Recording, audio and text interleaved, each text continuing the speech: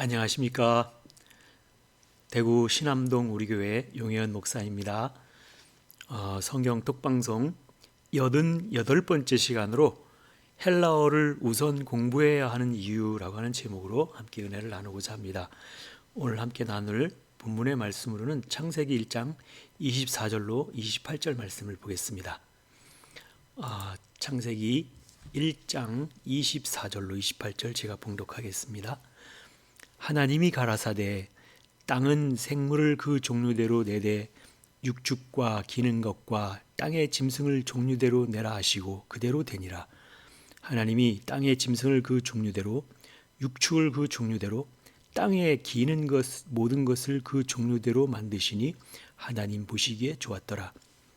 하나님이 가라사대 우리의 형상을 따라 우리의 모양대로 우리가 사람을 만들고 그로 바다의 고기와 공중의 새와 육축과 온 땅과 땅에 기는 모든 것을 다스리게 하자 하시고 하나님이 자기 형상 곧 하나님의 형상대로 사람을 창조하시되 남자와 여자를 창조하시고 하나님이 그들에게 복 주시며 그들에게 이르시되 생육하고 번성하여 땅에 충만하라 땅을 정복하라 바다의 고기와 공중의 새와 땅에 움직이는 모든 생물을 다스리라 하시니라. 아멘. 오늘 말씀에 앞서서 3월 17일 화요일 날 오전 9시와 오후 1시 반에 걸쳐서 언어성경 읽기반이라고 하는 것을 개강하였고 은혜 중에 한 주 첫 번째 날을 잘 감당하였습니다. 많은 분들이 와서 함께 은혜를 나눴습니다. 그래서 우리가 원어 성경을 함께 공부할 때에 구약 성경에 히브리어와 신약 성경에 헬라어가 있는데 왜 헬라어를 우선 공부해야 되느냐라고 하는 그런 측면에 있어서 말씀을 드리려고 오늘 구약인 히브리어보다는 신약인 헬라어를 왜 우선적으로 공부해야 하는가에 대한 그 이유를 말씀을 드리고자 합니다. 그래서 먼저 지난주에 이어서 계속되는 말씀이기 때문에 지난주에는 마태복음 1장 1절의 말씀을 가지고 말씀을 드리면서 여기에 보면 지난주에 아브라함과 다윗의 자손 예수 그리스도의 세계라 이 한 말씀을 가지고도 여기 엄청난 의미가 있었다 이렇게 말씀을 드렸습니다. 여기 보면 비블로스 게네시오스 예수 그리스도 휴 다비드 휴 아브라함 해가지고 보면 아브라함의 아들 다윗의 아들 그리스도 예수의 탄생의 책이다. 원어 성경으로 보면 이렇게 직역을 할 수 있다 말씀을 드렸습니다. 그래서 이 말씀을 볼 때 여기 책이라고 하는 게 나오는데요.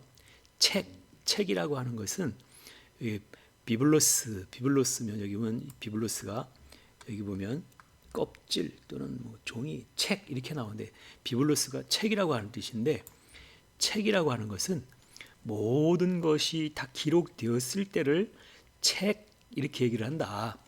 그러나 아무것도 기록되지 않았을 때는 책이라고 하지 아니하고 공책 이렇게 얘기를 한다. 이렇게 말씀을 드렸습니다.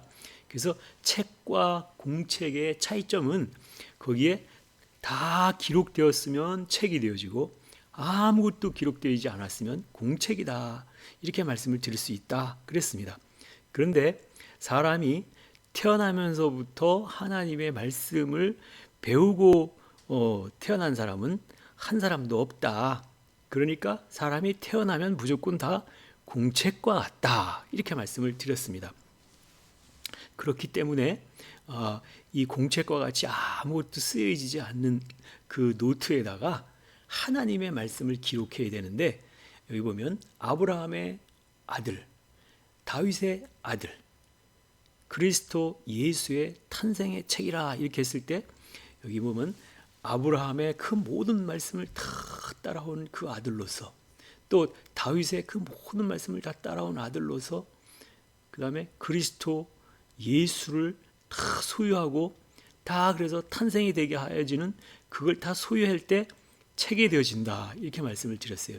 여기서 보면 N은 명사하고 여기 또 두 번째 N은 주격이고 여기 N은 명사고 여기 두 번째는 소유격인데 다 명사로 쓰여 있습니다. 모든 단어가 다 명사인데 그리고 두 번째는 다 모든 명사의 소유격으로 쓰였는데 책이라고 하는 것만 명사이면서 주격으로 쓰였다 이렇게 말씀을 드렸습니다. 주격이라고 하면 이게 주체라고 하는 거죠.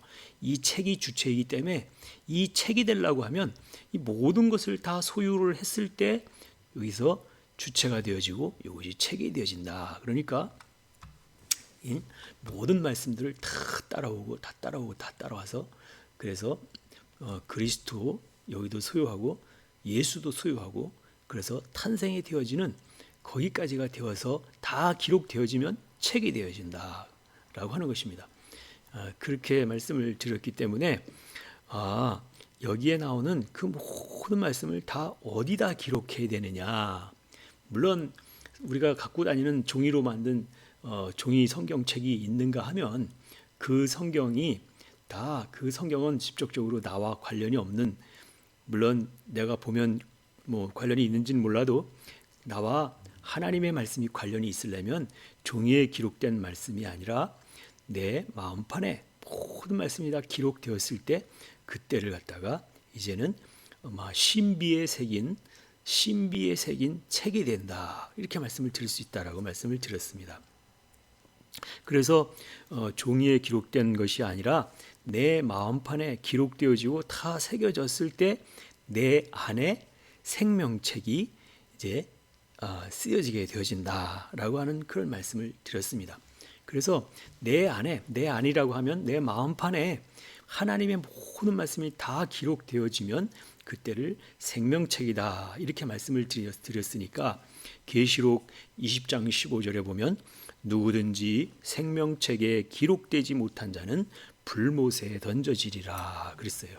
그러니까 그 모든 하나님의 말씀들이 내 마음판에 다 기록되어졌을 때 거기를 생명책이다 이렇게 말씀을 드렸고 그 생명책이 없으면 너희는 어떻게 된다고요? 다 불못에 던져지어진다. 지옥불로 떨어진다는 얘기라고 마찬가지라고 하는 얘기입니다. 그래서 하나님의 모든 말씀을 다 어디다 새기느냐? 다 내 마음판에다 다 새겼을 때 그래서 이 나 자신이 성경책이 되었을 때 성경책이 되었다면 이 성경이라고 하는 것은 거룩할 성자에 책경자로서 거룩한 책이다 이렇게 말씀을 하기 때문에 거룩한 책이면 너 자신이 이제 거룩한 책이다 이렇게 되었다라고 하면 세상에서 거룩하신 분 오직 한 분 하나님만 거룩하시다 그랬으니까 무슨 얘기예요? 하나님이 내 안에 계시다 이런 뜻이잖아요. 그래서 하나님이 내 안에 계신다라고 하는 것은 나는 죽고 하나님으로는 살려내서 하나님이 내 안에 거하시게 되는 그때가 바로 내 안에 하나님이 계신 것이다. 그래서 내 안에 하나님의 모든 말씀들을 다 새겼을 때 하나님이 내 안에 거하시는 것이다. 이렇게 말씀을 드릴 수가 있는 것입니다. 그래서 그 말씀들이 이제 생명책이 되었다라고 하면 이제 구원의 문제는 더 이상 걱정할 것이 없다. 구원의 문제는 해결되었다. 이렇게 말씀을 드릴 수가 있는 것이지요. 네, 근데 이제 중요한 거는 여기서 성경이라고 하는 그 책이 구약 성경과 신약 성경으로 나누는데 구약 성경과 신약 성경이 기록된 말씀이 다른 언어로 기록되었다라고 하는 것이 또 하나의 문제가 되겠습니다. 그래서 구약 성경에는 히브리어로 기록되어 있고 신약 성경은 헬라어로 기록되어 있다라고 말씀을 드릴 수가 있는데요. 여기서 뭐 히브리어하고 헬라어하고 이 언어만 다른 것이 아니라 이 히브리어 성경으로 되어 있는 그 구약 성경이 기록된 방식과 또 헬라어로 기록된 신약 성경이 기록된 방식이 다르게 기록되었다라고 하는 것입니다. 우리가 실제적으로 책을 통해서도 볼 수 있는데요. 구약 성경의 히브리어 성경은 우측에서 좌측으로 기록되어 있습니다. 오른쪽에서 왼쪽으로 기록되어 나간다라고 하는 그렇게 기록되어 있고요. 그 다음에 신약 성경 헬라어는 좌측에서 시작해서 우측으로 기록되어 있다라고 하는 차이점이 있다라고 하는 것입니다. 그래서 왜 그러면 그렇게 기록되어 있느냐, 무엇 때문에 그렇게 기록되었느냐라고 하는 그 의문점을 가질 수가 있는데요. 그 부분에 대해서 말씀을 드리면, 이제 우측이다라고 하는 것은 옳은 우 이렇게 얘기를 하잖아요. 보통 이 세상에서 옳으신 분은 오직 한 분 하나님만 옳으신 분이시다. 그래서 옳다라고 하는 그 우라고 하는 옳은 우라고 하는 측면에서 오른쪽에서 시작해서 좌측으로 기록해요. 오른쪽에서 시작해서 좌측으로 기록해 갖고 간다는 얘기는 이 어떤 의미를 가지고 있느냐? 그 말씀은 하나님의 뜻이 세상을 향하여 전파되어 나간다라고 하는 그런 의미를 담고 있다라고 하는 것이지요. 근데 헬라어는 좌측에서 시작해서 우측으로 기록되었다라고 하는 것은 좌라고 하는 것은 왼좌라고 할 때 왼쪽이라고 하는 것은 그르다, 어긋나다라고 하는 그런 뜻을 갖고 있는데, 그래서 하나님이 아닌 세상적인 것은 다 그르다, 어긋나다라고 하는 그런 의미를 담고 있다라고 하는 것입니다. 그렇기 때문에 바로 이제 오르신 하나님의 말씀을 받아들여서 이 세상이 하나님께로 향하여 나와야만 된다라고 하는 그 의미를 담고 있기 때문에 이 신약 성경의 헬라어는 왼쪽에서 시작해 가지고 오른쪽으로 간다는 얘기는 세상적인 그 사람들이 하나님의 말씀, 오르신 하나님의 말씀을 받아들여서 이제 하나님을 향하여 나간다라고 하는 그 뜻으로 왼쪽에서 오른쪽으로 하나님을 향하여 나가는 그런 쪽으로 의미를 상징하는 뜻에서 신약 성경은 왼쪽에서 시작해서 오른쪽으로 기록하고 있다라고 하는 그런 의미를 가지고 있다라고 하는 것도 참고적으로 아시면 되겠습니다. 그래서 히브리어는 하나님의 뜻을 담고 있다 그랬잖아요. 히브리어는 하나님의 뜻을 담고 있어요. 그래서 하나님의 뜻을 담고 있는데 이 하나님의 뜻을 사람에게 전해야만 되는데 하나님과 사람은 존재 자체가 틀리잖아요. 하나님은 영이시고 사람은 육신을 가지고 있는 육체고, 그렇기 때문에 이 영이신 하나님과 사람이 이렇게 만날 수 있는 그런 그 여건이 되지를 않는다라고 하는 것입니다.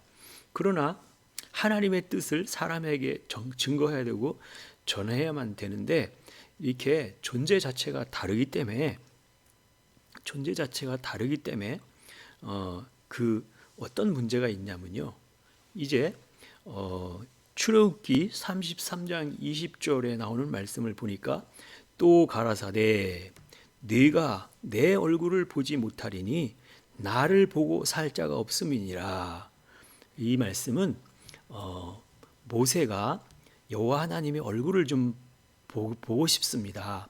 그랬을 때 여호와 하나님이 네가 내 얼굴을 볼 수 없다. 내가 사람으로서 육신을 가지고 있는 사람으로서 하나님의 얼굴을 보면은 살 자가 없다. 지금 이렇게 얘기를 했다라고 하는 것이지요. 그래서 하나님을 보고 살 자가 없다 이렇게 말씀하셨으니까 그 하나님을 직접적으로 보면은 다 죽는다라고 그렇게 말씀을 하고 있는 것이지요. 그래서 하나님을 사람으로서 직접적으로 대면할 수도 없고 사람이 하나님께로 이렇게 나갈 수 있는 방법이 사실은 없었다는 것이지요. 그래서 하나님이 사람을 교통을 하고 그들에게 하나님의 뜻을 전해줘야 되는데 그럼 어떤 방법으로 전해줄 수가 있느냐 하는 것은 바로 여기 하나님의 아들이신 예수 그리스도로 말미암아 예수님은 알파와 오메가가 되신다. 이 말씀은 하나님의 모든 말씀 처음과 끝을 다 통달하시고 모든 말씀을 다 아시는 분이 예수님이신데 그 예수님을 성육신으로 인간의 몸을 입고 세상에 나게 하심으로 말미암아 그 예수님을 통하여서 사람들로 하여금 하나님을 알 수 있도록 증거하고 전하실 수 있는 그런 방법으로 우리에게 찾아오셨다라고 하는 것입니다.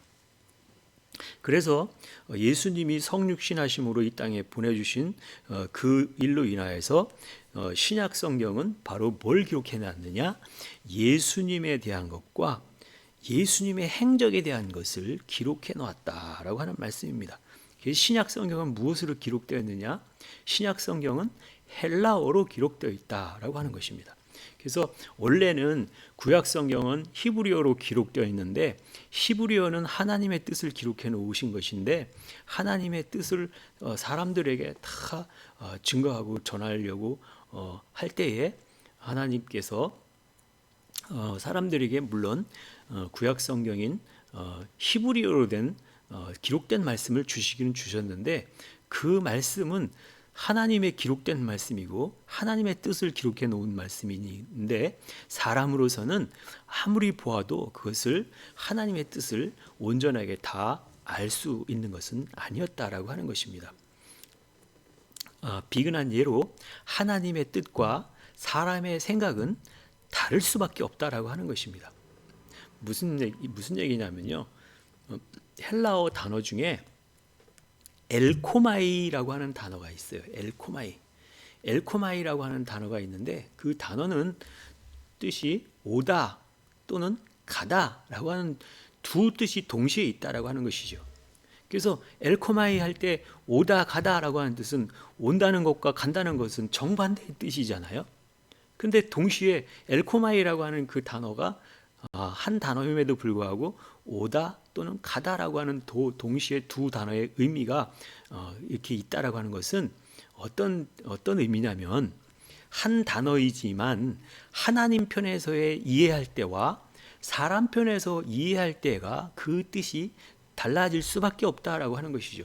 엘코마이 오다 또는 가다라고 하는 같은 의미로 생각되지만 만약에 사람의 편에서 하나님이 나에게 올 때는 하나님이 나에게 오시는 거가 되지만 또 사람의 편에서 내가 하나님께로 간다라고 할 때는 똑같이 엘코마이라고 하는 단어를 쓰지만 내가 하나님께로 간다 이렇게 되어진다라고 하는 것이죠. 그래서 이게 오고 가고가 동시적인 사건이라고 하는 거예요. 하나님이 나한테 오셨다라고 하는 건 하나님이 나한테 오셨을 뿐만 아니라 내가 하나님께로 나가는 거가 되는 것과 동시적인 사건이기 때문에 오다도 되고 가다도 된다. 한 뜻이다. 다 한 뜻인데 하나님의 편에서 보면은 내가 하나님께로 나가는 거고 사람 편에서 보면 하나님이 나한테 오시는 거가 되니까 동시에 같은 한 단어지만 동시에 두 가지 뜻인데 양극단의 뜻을 갖다가 내포하고 있다라고 하는 것을 알 수 있다라고 하는 것입니다.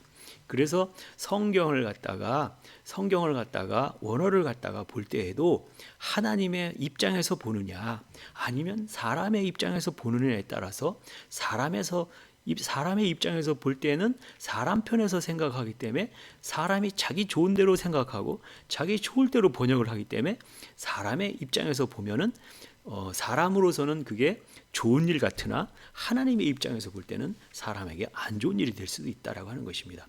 반대로 하나님 편에 있어서는 안 좋은 일 같으나 사람 편에 볼 때는 사람들은 좋게 볼 수 있다라고 하는 거예요. 그래서 정반대의 뜻이 될 수 있기 때문에 번역을 한다라고 하는 것은 이제 하나님의 뜻이 어디 있는가라고 하는 하나님의 주관적 하나님을 주체로 놓고 하나님의 입장에서 우리가 하나님의 뜻을 구하는 것이 가장 현명한 방법인데 사람들은 번역할 때 하나님의 입장에서 하시는 말씀은 내가 너무 아프니까 사람의 입장에서 그걸 갖다가 번역을 하기 때문에 잘못된 번역이 될 수 있고 오번역이 될 수도 있다라고 하는 것을 참고로 말씀을 드릴 수가 있겠습니다.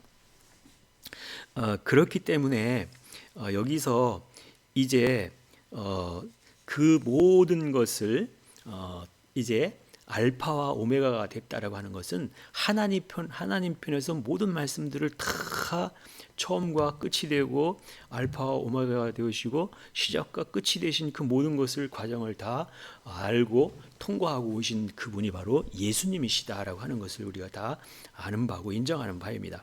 그래서 그분이 오셔서 그분이 행하신 그 모든 행적들을 기록한 성경이 바로 신약 성경, 헬라어로 기록되어져 있는 신약 성경이다라고 하는 것입니다. 그래서 신약 성경은 헬라어로 기록되어졌기 때문에 헬라어로 기록되어진 신약 성경을 통해서 예수님의 발자취를 따라갈 때에 바로 하나님의 뜻을 알 수가 있게 되어진다라고 하는 것입니다. 그래서 요한복음 14장 6절의 말씀을 보면 무슨 말씀이 나오냐면요. 내가 곧 길이요 진리요 생명이니 이런 말씀이 있어요. 한번 찾아보도록 하겠습니다. 요한복음 14장 6절 말씀. 예수께서 가라사대 내가 곧 길이요 진리요 생명이니 나로 말미암지 않고는 아버지께로 올 자가 없느니라 라는 말씀이 있습니다.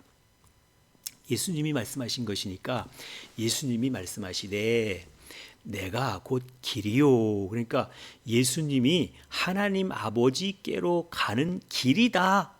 그래서 길을 만들어 놓으셨다라고 하는 것이죠. 내가 곧 길이요 진리요 생명이니 예수님으로 말미암지 않고는 아버지께로 올 자가 없느니라. 아버지께로 갈 자가 없느니라. 이 말씀을 보니까 우리가 다 아버지께로 가야만 되는데 아버지께로 간다는 것은 본향을 향해서 가는 것을 말하는데 아버지께로 가려면 바로 길 대신 예수님을 통하지 않고는 갈 수가 없구나. 그래서 나로 말미암지 않고는 아버지께로 올 자가 없느니라. 이런 말씀을 하셨다라고 하는 것입니다. 그래서 예수님을 따라서 가야만 하는 것이다. 그래서 예수님께서도 분명하게 무슨 말씀을 하셨냐면 나로 말미암지 않고는 아버지께로 올 자가 없다. 이렇게 말씀하셨다라고 하는 것입니다. 그리고 또 예수님께서 사역하실 때 그 제자들에게 하신 말씀이 있는데요. 마태복음 16장 24절의 말씀을 보면은 마태복음 16장 24절의 말씀을 보면 또 어떤 말씀이 있느냐. 마태복음 16장 24절의 말씀을 보도록 하겠습니다. 이에 예수께서 제자들에게 이르시되 아무든지 나를 따라오려거든 자기를 부인하고 자기 십자가를 지고 나를 쫓을 것이니라 그랬어요. 그래서 예수님을 따라가야만 아버지께로 갈 수가 있는데 예수님이 그랬어요. 나를 따르려거든 아무든지 나를 따라오려거든 자기를 부인하고 자기 십자가를 지고 나를 쫓을 것이다 그랬어요. 그래서 예수님을 따라가려면 반드시 자기 십자가를 지고 예수님을 쫓아가야 된다 이렇게 말씀하셨다라고 하는 것이지요. 그래서 예수님이 하셨던 말씀처럼 자기를 부인하고 자기 십자가를 지고 예수님을 따라가는 것이 이제 큰 바다로 나가려면 이제 먼저 바다로 나가기 전에 수영장에서 수영을 갖다가 열심히 배워가지고 수영법을 알고 바다로 나가면 바다에 설령 빠진다 한들 바닷물에 빠져 죽지는 않는다는 것입니다. 그래서 그 훈련의 과정을 거치는 그 과정을 통해서 큰 바다에 나갈 수 있는 것과 마찬가지로 이제 우리는 예수님을 따라가면서 그 바다에 빠져 죽지 않을 수 있도록 이렇게 훈련도 하고 방법도 배운다라고 하는 것이죠. 그래서 우리가 이제 어디에 그 처음 가는 길을 찾아갈 때는 약도를 그려서 그걸 가지고 가든가 아니면 최근에 요즘은 내비게이션을 켜고 이제 찾아가는데요. 이 내비게이션을 켜고 찾아가는 그 과정이 바로 우리는 길을 알려주는 것을 갖다가 내비게이션 이렇게 얘기를 한다라고 하는 얘기를 많이 들었을 것입니다. 근데 여기서 내비게이션이다 하는 얘기는 어디서 유래가 됐냐면요. 바로 선지자를 갖다가 나비 이렇게 말을 한다는 것입니다. 선지자. 여기 보면 선지자를 갖다가 나비 이렇게 얘기를 하는데 여기 보면 마태복음 1장 22절에 나오는 말씀을 보면 처음에 이제 신약 성경에서 선지자라고 하는 단어가 나오는데 22절 21절은 아들을 낳으리니 이름을 예수라 하라. 이는 그가 자기 백성을 저희 죄에서 구원할 자이심이라 하면서 예수님의 탄생에 대한 그 얘기를 해주시는데, 이 모든 일에 된 것은 주께서 선지자로 하신 말씀을 이루려 하심이니라 가라사대, 이렇게 나왔어요. 여기 이제 처음으로 신약 성경에 선지자라고 하는 단어가 나오는데, 여기 나오는 이 선지자라고 하는 것을 찾아보면 어떤 사람을 선지자라고 하느냐, 여기서 선지자라고 하는 걸 보겠습니다.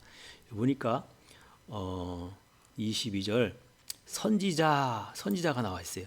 이 선지자를 갖다가 뭘 갖다 선지자라고 그러느냐, 스트롱 넘버 4396을 갖다가 뭐라고 그러냐면 프로페테스 이렇게 얘기를 합니다. 프로페테스 이렇게 얘기를 하는데, 이 프로페테스라고 하는 것은 두 단어가 합성되었다. 여기 프로라고 하는 것과 그 다음에 5346이라고 하는 두 단어가 합성되어 가지고 이거를 미리 말하는 자, 예언자 또는 선지자 이렇게 얘기를 한다라고 그랬어요.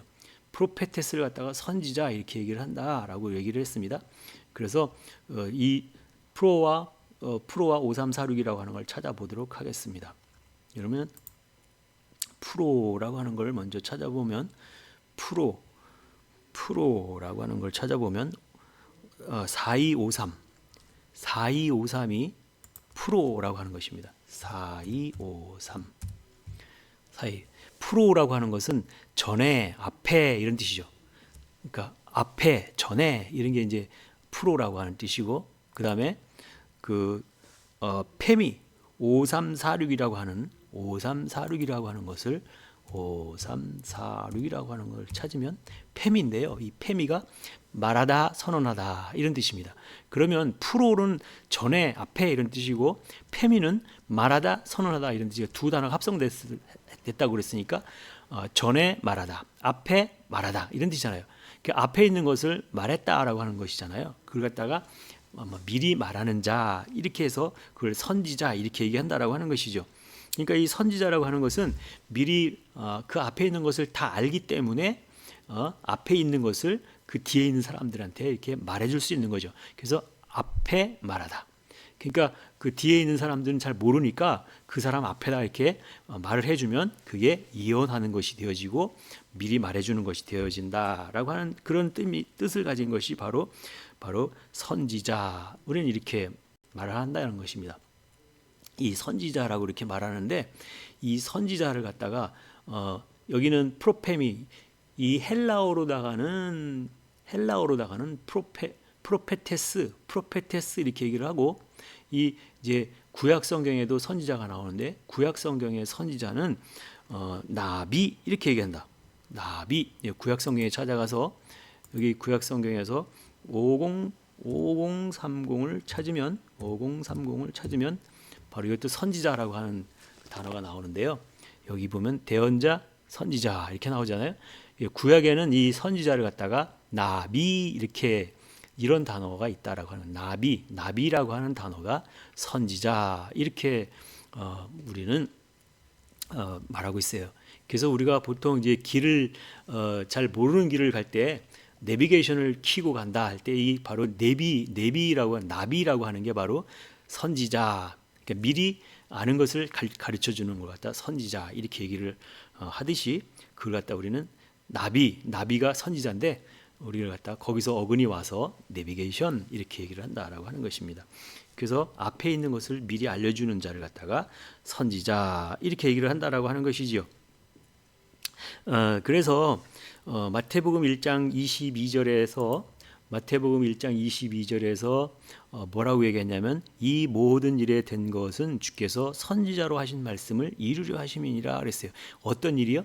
예수님에 대한 탄생에 대한 것과 예수님의 모든 그 행적에 대한 것을 기록해 놓은 것은 바로 선지자로 하여금 모든 말씀들을 다 기록해 놓은 것을 이루게 하기 위해서 그랬다라고 그렇게 말씀하고 있는 것을 보게 됩니다. 그래서 바로 예수님이 이제 신약 성경에서 활동하는 그 모든 내용들은 구약에 있는 그 모든 내용들을 다 알고 있는 그 선지자들의 그 예언된 대로 그렇게 다 기록된 것대로 이제 다 이루시는 그 말씀을 갖다가 말하고 있다라고 하는 것을 보았습니다. 그래서 이제 예수님의 그 행하시는 모습들을 좀 이렇게 기록해 놓은 것을 보면 사도행전 3장 21절에 나온 내용들을 보면 아주 자세하게 좀 설명하고 있는 것을 보겠습니다. 사도행전 3장 21절로 보겠습니다. 사도행전 3장 21절로 25절까지 말씀을 보겠습니다. 이 내용을 보면 하나님이 영원 전부터 거룩한 선지자의 입을 의탁하여 말씀하신 바 만유를 회복할 때까지는 하늘이 마땅히 그를 받아두리라. 모세가 말하되 주 하나님이 너희를 위하여 너희 형제 가운데서 나 같은 선지자 하나를 세울 것이니 너희가 무엇이든지 그 모든 말씀을 들을 것이라. 누구든지 그 선지자의 말을 듣지 아니하는 자는 백성 중에서 멸망을 받으리라 하였고 또한 사무엘 때부터 오므로 말한 모든 선지자도 이 때를 가리켜 말하였느니라. 너희는 선지자들의 자손이요 또 하나님이 너희 조상으로 더불어 세우신 언약의 자손이라. 아브라함에게 이르시기를 땅 위의 모든 족속이 너의 씨를 인하여 복을 받으리라 하셨으니 하나님이 그 종을 세워 복 주시려고 너희에게 먼저 보내사 너희로 하여금 돌이켜 각각 그 악함을 버리게 하셨느니라 그랬어요. 바로 예수님을 통하여서 그 모든 것들을 말씀해 주심으로 말미암아 우리가 하나님의 기록하신 그 말씀들을 듣고 아브라함의 씨로 말미암아 복을 받게 하셨다 그랬듯이 이제 우리가 하나님께로 나갈 수 있는 바로 그 길을 열어 주셨다라고 하는 것을 말씀을 하고 있습니다. 그래서 예수님이 아니고서는 우리는 하나님께로 갈 수가 없다라고 하는 것을 말씀하고 있다라고 하는 것이지요. 그래서 이제 이 그 구약 성경을 제가 처음 읽었는데 창세기 1장 24절로 해서 28절까지 말씀을 읽었습니다. 그 이유는 창세기 1장 24절부터 28절까지 읽은 이유는 이 창세기 1장을 통하여서 성경 전체에 대한 그 내용이 압축되어 있는데 특히 창세기 1장 24절 이하 31절까지가 창조의 7일 중에 제 6일째 해당 날에 해당하는 그 내용들을 기록하고 있다라고 하는 것입니다. 그래서 창세기 1장은 창조의 7일이라고 하는 그 7일 동안의 그 모든 날들에 대해서 기록을 하고 있는데요. 그래서 이 창세기 1장 1절로부터 창세기 2장 3절까지를 갖다가 우리는 뭐라고 그러냐면 성경을 전체를 네 부분으로 나눌 수 있다고 누누이 말씀을 드렸는데 성경 창세기 1장 1절부터 2장 3절까지를 언약이다 이렇게 말씀을 드렸다. 그 다음에 이 언약은 창조주이신 엘로힘 하나님의 말씀이다. 그렇게 말씀을 드렸어요. 그래서 창세기 1장 1절에 태초에 하나님이 천지를 창조하시긴 할 때 이 태초에 하나님이 할 때 이 하나님은 엘로힘 하나님이었다. 그래서 창세기 1장 1절부터 2장 3절까지를 이 창조주이신 엘로힘 하나님에 대한 말씀으로 기록하고 있다. 그렇게 말씀을 드렸어요. 그래서 창세기 1장 1절부터 창세기 2장 3절까지에 나오는 창세기 2장 3절까지에 나와 있는 여기 31절까지인데 2장 3절까지에 나오는 그 모든 말씀이 다 바로 언약의 말씀이다. 그리고 이 모든 언약 안에 하나님의 모든 말씀이 축약되어 있다. 이렇게 말씀을 드릴 수가 있는 것입니다.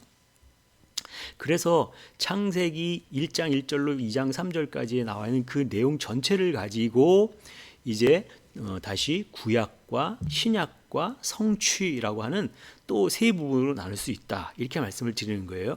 그래서 구약은 창세기 2장 4절부터 창세기 2장 4절부터 이제 말라기까지를 갖다가 구약 이렇게 얘기를 하죠.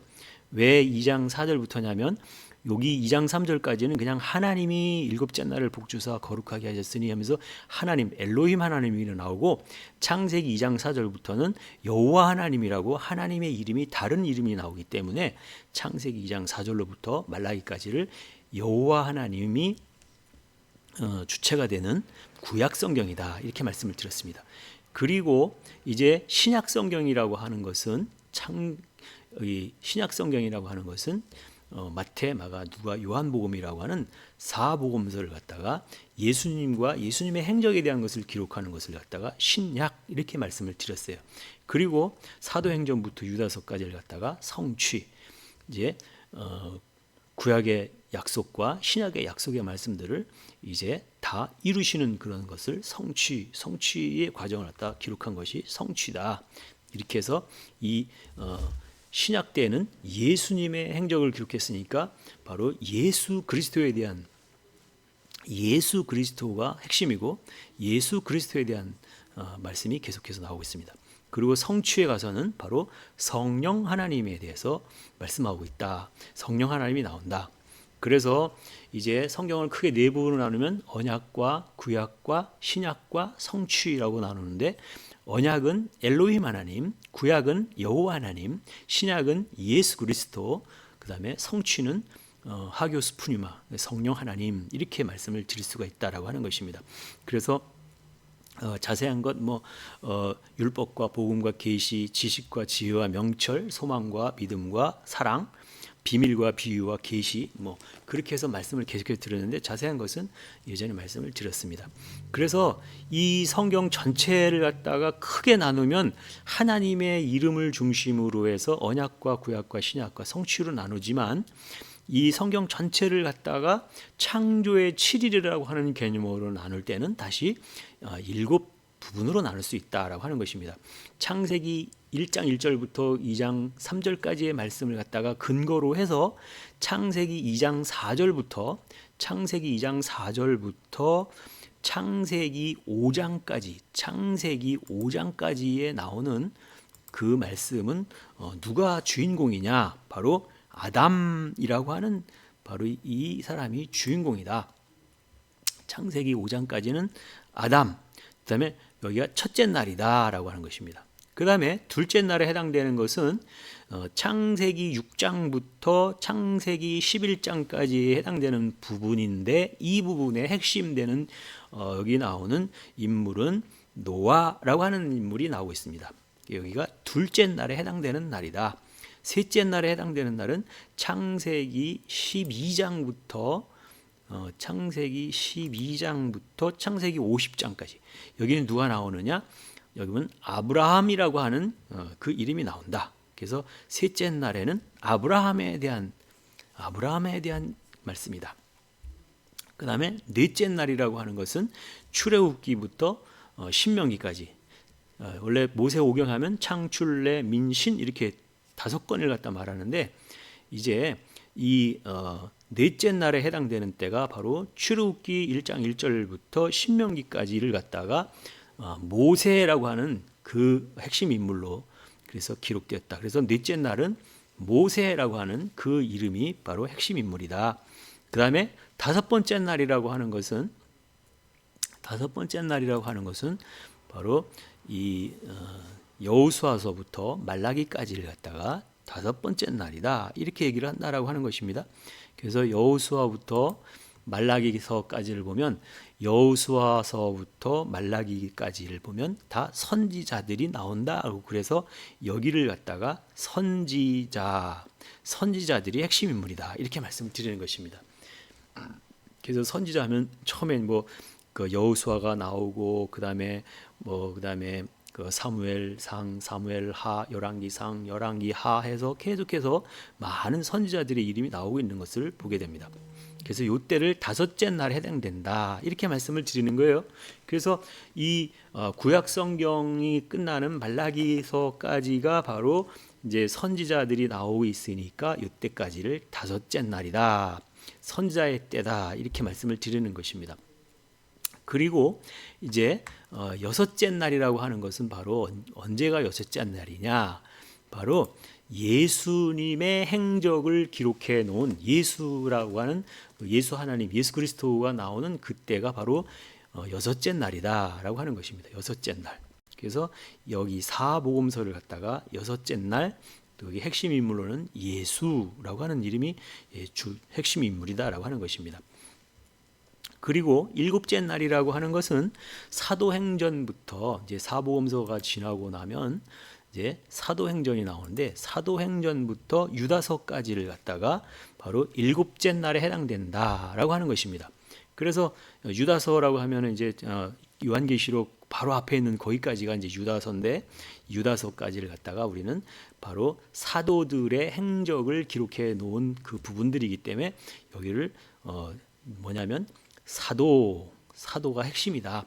사도라고 하면 바로 뭐냐면 예수 그리스도의 기름 부음 받은 자들이 바로 사도가 되어지니까 이때를 갖다 그리스도의 때 또는 사도의 때 이렇게 얘기를 한다라고 하는 것입니다.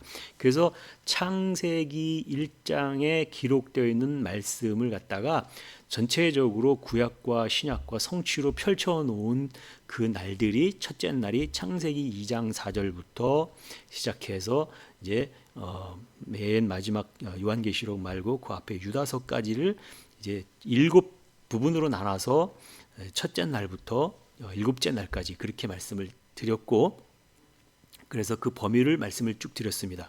그래서 첫째 날은 아담, 둘째 날은 노아, 셋째 날은 아브라함, 넷째 날은 모세, 다섯째 날은 선지자, 그 다음에 여섯째 날은 예수, 그 다음에 일곱 번째 날은 사도, 이렇게 해가지고 그 핵심 인물들에 대해서 말씀을 드렸습니다. 중요한 거는 예수라고 하는 그분이 바로 여섯째 날에 해당되는 그 말씀을 이루는 그때다라고 하는 것을 말씀을 드리는 게 여기서 중요한 부분이다라고 하는 것입니다. 그래서 이제 창세기 1장 내용 전체를 살펴보았을 때 사람을 창조할 때가 언제냐라고 하는 것은 창조의 7일 중에 제6일째에 해당되는 날에 사람을 창조하셨다라고 하는 것을 창세기의 1장에서 말씀하고 있는 것을 보게 됩니다. 그래서 제가 처음에 창세기 1장 24절부터 읽었던 이유는 창세기 1장 23절까지가 다섯째 날이다라고 하는 것이에요. 그래서 23절 창세기 1장 23절이 바로 다섯째 날의 마지막 되는 부분이니까 창세기 1장 24절이라고 하는 것은 이제 여섯 번째 날에 시작되는 날이다라고 하는 것을 알 수 있어요. 그래서 이 창세기 1장 26절에 가서 어떻게 되냐면 하나님이 가라사대 우리의 형상을 따라 우리의 모양대로 우리가 사람을 만들고 할 때 사람을 만드는 때가 바로 여섯째 날이다라고 하는 것을 말씀하고 있다라고 하는 것입니다. 그래서 사람을 만드는 게 여섯째 날이다. 그 이유는 예전에 창세기 1장을 해서 계속해서 말씀을 전하고 강의할 때에 그 여섯째 날에 해당되는 그 날에 대해서 말씀을 드리는 그 부분이 있었습니다만 여기에 나오는 그 내용을 보면 어떤 내용이 있었느냐면 이제 창세기 1장 25절에 여기 나오는 땅의 이름이 좀 다른 부분이 있다라고 하는 거예요.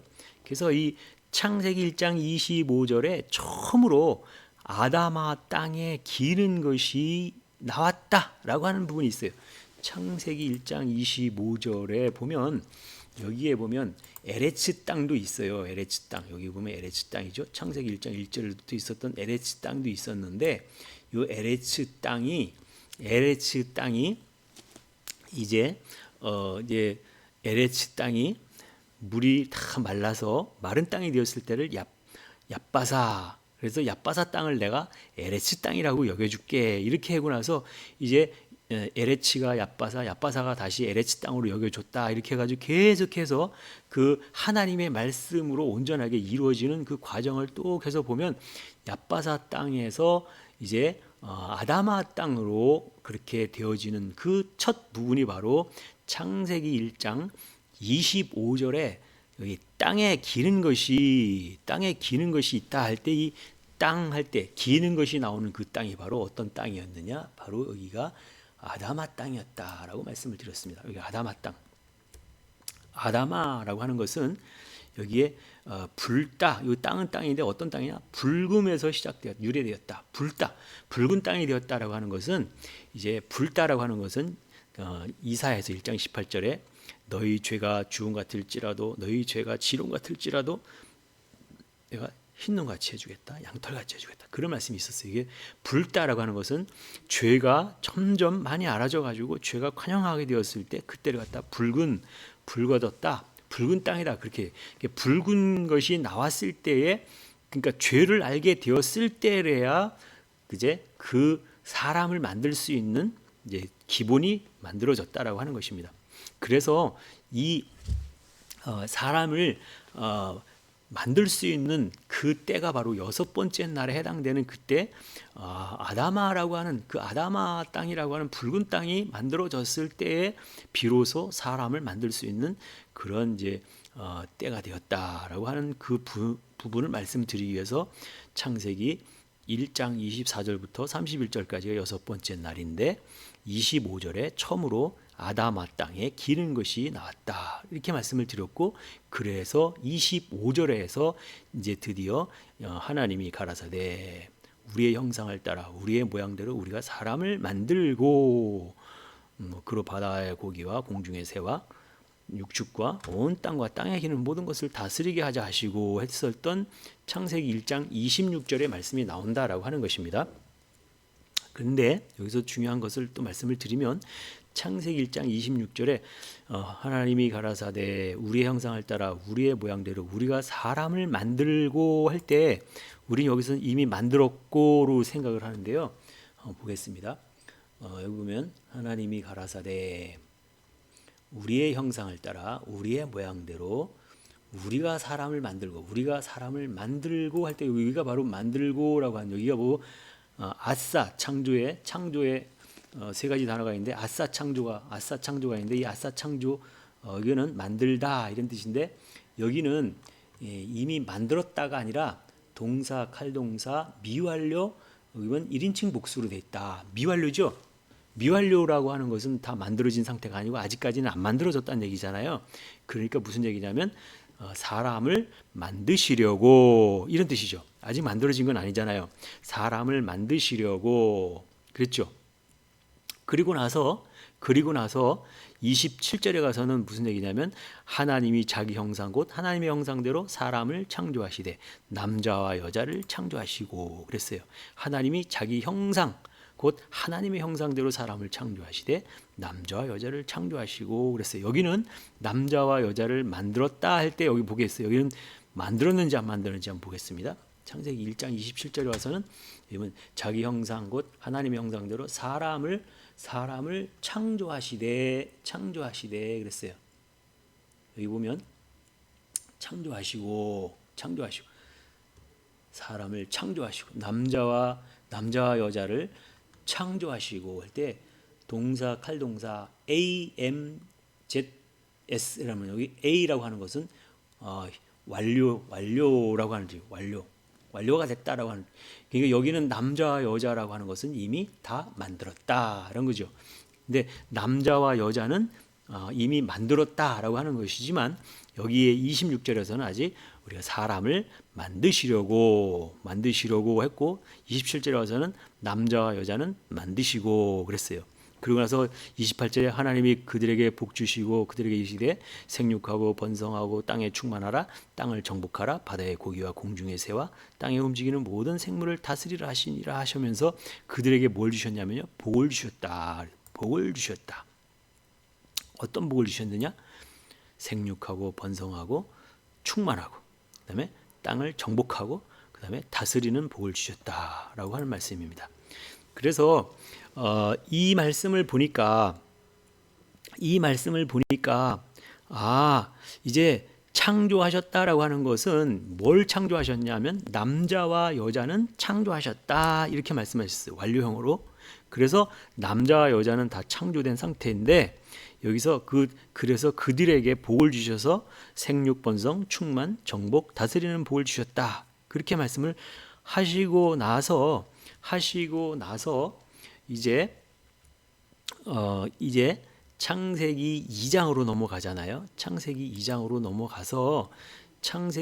넘어가서 이제 창세기 2장 7절에 가서 여호와 하나님이 흙으로 사람을 지으시고 생기를 그렇게 불어넣으시니 사람이 생명이 된지라 그랬어요. 그래서 이 얘기는 무슨 얘기냐면 아까 왜 창세기 1장 26절에서는 사람을 완전히 다 만드신 건 아니고 이제 미완료라고 그랬잖아요. 그러니까 미완료 상태니까 만드시려고 그랬으니까 어디서 만드느냐? 사람을 만드는 거는 여기서 창세기 2장 7절에서 여호와 하나님이 흙으로 사람을 만드시고 할 때 흙으로라고 할 때 바로 뭐냐면 아다마 민 아파르라고 여기 보면 아다마 민 아파르 흙으로 아다마 흙 그다음에 아파르 흙 그러니까 아다마 흙의 한 부분인 아파르 흙으로 사람을 지으시고 근데 지으시고도 여기 보면 여기 동사 칼동사 미완료 남성 3인칭 단수로 썼다는 거죠. 아직도 다 안 만들어진 거죠. 만들려고 하는 거예요. 지금 만들어 가고 있는 과정이라고 하는 것을 알 수 있어요. 그래서 여기 있는 내용을 보니까 무엇으로 만드느냐? 아다마 흙의 한 부분인 아파르 흙으로 사람을 만드시고 그러니까 아다마라고 하는 재료가 있어야지 그 재료를 가지고 이제 티끌먼지 재 같은 그런 존재로 만들어서 사람을 만든다라고 하는 거예요. 그래서 여기서 사람을 만든다라고 하는 것은 누누이 말씀을 드렸지만 사람의 몸뚱아리 이 육신을 만드는 것이 아니었다라고 하는 몸은 이미 다 만들어 놓았고 여기서 만드는 것은 뭐냐면요. 속사람을 만드는 것이다. 속사람. 사람의 생각을 사람의 마음을 이렇게 바꿔주는 것을 갖다가 속사람을 바꿔주는 것, 속사람을 만드는 것이다 그랬잖아요. 그렇게 해서 사람을 만드시고 그렇게 했어요. 그래서 사람을 만드시고 그랬는데 여기에 나오는 그 만드는 과정을 가만히 보니까 언제 어떻게 해야 만들어지느냐? 다 만들어지려면 창세기 2장 24절로 이러므로 남자가 부모를 떠나 그 아내와 연합하여 둘이 한 몸을 이룰지로다 그랬어요. 그래서 여기서 남자가 부모를 떠나 그 여자와 연합하여 둘이 한 몸을 이룰지로다. 그러니까 남자와 여자가 연합하여서 한 몸을 이룰 때에 드디어 사람이 만들어진다라고 하는 말씀입니다. 근데 이게 한 몸이 이루어지는 게 그게 단순하게 이루어지는 것이 아니라 뭐 어떤 육체적인 그런 거를 얘기하는 것이 아니라고 하는 것이지요. 여기는 어떻게 해서 만들어지느냐? 처음에 우리가 창세기 2장 7절에서 사람을 아담아민 아파르라고 하는 그것으로 만드시고 그 다음에 9절에 가서 뭐냐면 땅에 보시기에 아름답고 먹기에 좋은 나무가 나게 하시니 에덴 동산과 생명나무 선악을 알게 하는 나무도 있더라. 여기 보니까 생명나무 선악을 알게 하는 나무가 있었지요. 그리고 나서 10절 14절에 가서 에덴 동산에서 발언 네 강의 이야기가 나오죠. 여기서 10절로 14절까지는 에덴 동산에서 발언 네 강의 이야기가 나오는데 그 에덴에서 발언한 네 강의 이야기가 바로 뭐냐면 하나님의 말씀인 언약과 구약과 신약과 그 다음에 성취라고 하는 이 네 성경, 네 가지 하나님의 이름으로 나오는 그 성경을 다 통해서 그 모든 강을 다 통과해야만 된다. 그 강이 곧 물이니까, 그 말씀이니까. 그래서 그 강을 다 통과해야 된다. 그래서 이 네 강을 다 이루고 나면 15절에 가서 어떤 말씀이 나오냐면 여호와께서 그 사람을 이끌어 에덴 동산에 두사 그것을 다스리며 지키게 하시고 그랬어요. 경작하고 다스리게 하시고 그렇게 되어서 이제 이 말씀으로 가지고 다 에덴 동산에서 땅을 경작하고 다스리게 하셨고 16절로 17절에 가서는 이제 뭐라고 그랬냐면 16절 17절에 가서는 다 먹어라 그랬어요. 동산 각종 나무 실과를 네가 다 먹고 또 먹어라. 선악을 알게 하는 나무 열매만 부분적으로 먹지 말고 모든 나무를 다 먹어라. 다 부분적으로 먹는 날에는 죽고 죽으리라 그랬으니까 다 먹으라고 그렇게 얘기를 했다라고 하는 것입니다. 그리고 나서 21절로 23절에 가서 여기서 21절로 23절에 가서 여호와 하나님이 아담을 깊이 잠들게 하고 그 갈빗대로 하나를 취하여서 살로 대신 채우고 그러면서 여자를 만들었다 이렇게 말씀하셨어요. 그래서 여자를 다 만들고 나서 그 하시는 말씀이 24절에 가서 이러므로 남자가 부모를 떠나 그 아내와 연합하여 둘이 한 몸을 이룰지로다. 그래서 남자와 여자가 연합하여서 한 몸을 이루어야지 이제 온전한 사람이 되어진다라고 하는 것을 말하고 있다라고 하는 것이지요. 그래서 이 사람이 만들어지기까지는 하나님의 모든 말씀들을 다 먹어야만 된다라고 하는 거예요. 남자하고 여자라고 하는 그 개념에 여기 보면 우리가 예수님을 갖다가 뭐라고 하냐면 예수님을 나는 알파와 오메가요 그랬어요. 하나님의 모든 말씀을 다 가지신 분이 바로 씨를 가진 분이다. 말씀을 갖다 씨 이렇게 얘기하니까 말씀을 가지신 분이다. 그랬어요. 그래서 세상에 오시는 그 예수님은 바로 세상에 오시는 그분은 바로 뭘로 오셨느냐? 누구에게 오셨어요?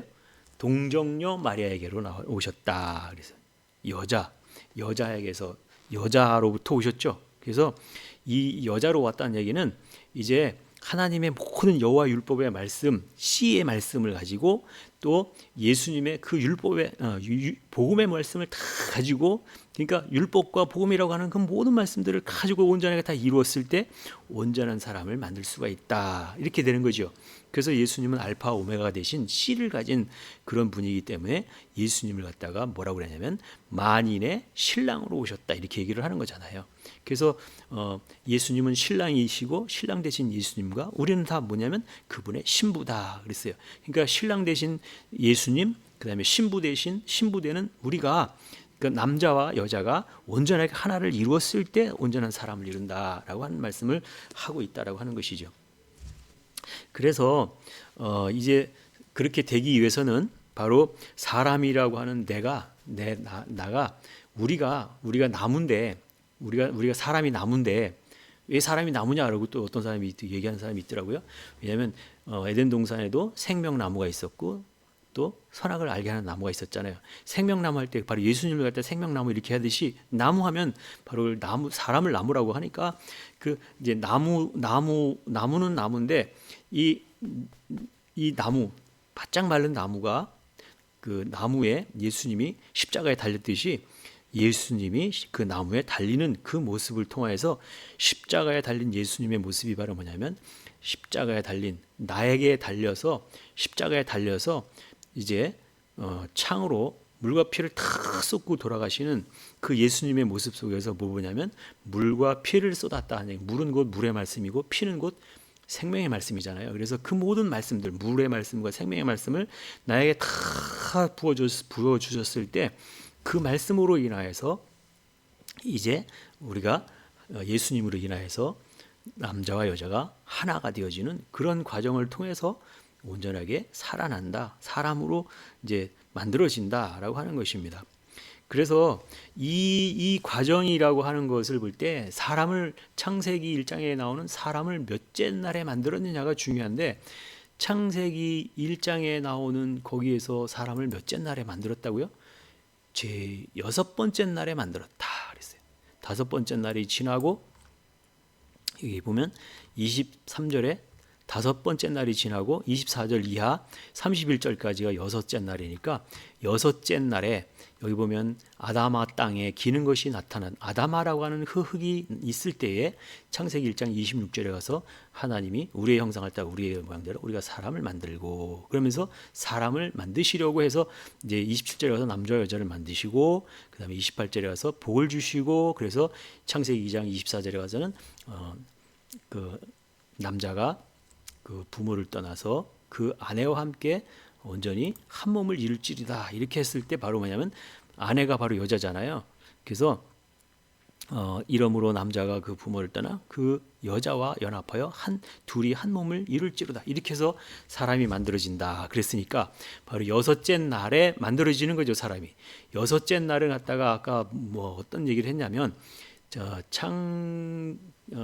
창조의 7일이라고 하는 거기에 7째 날이라고 할 때 바로 예수님이 몇 번째라고 그랬습니까? 제6일에 해당되는 날이다. 예수님이 제6일에 해당 날이다. 그 6일에 해당되는 날이 바로 신약 성경에 나오는 그때 사복음서를 갖다가 바로 6일째 해당되는 날, 예수님의 때다 이렇게 얘기했으니까 그 예수님을 통하여서 예수님으로 말미암아 그 모든 말씀을 가지고 예수님께 듣고 배운 말씀을 가지고 예수님과 함께 그러니까 그 구약 성경이 아닌 신약 성경의 헬라어로 되어 있는 신약 성경의 모든 말씀을 가지고 거기 말씀에서 다 그 말씀을 듣고 배워서 이제 수영을 다 배우고 나서 큰 바다에 가도 빠져도 죽지 않듯이, 그래서 헬라어 성경을 먼저 배우면서 신약 성경에 나와 있는 그 내용을 통하여서 구약 성경으로 들어가야 물에 빠지지 않고 산다. 그래서 밀림에 들어가더라도 내비게이션이 있으면 살잖아요. 안내자가 있으면 살잖아요.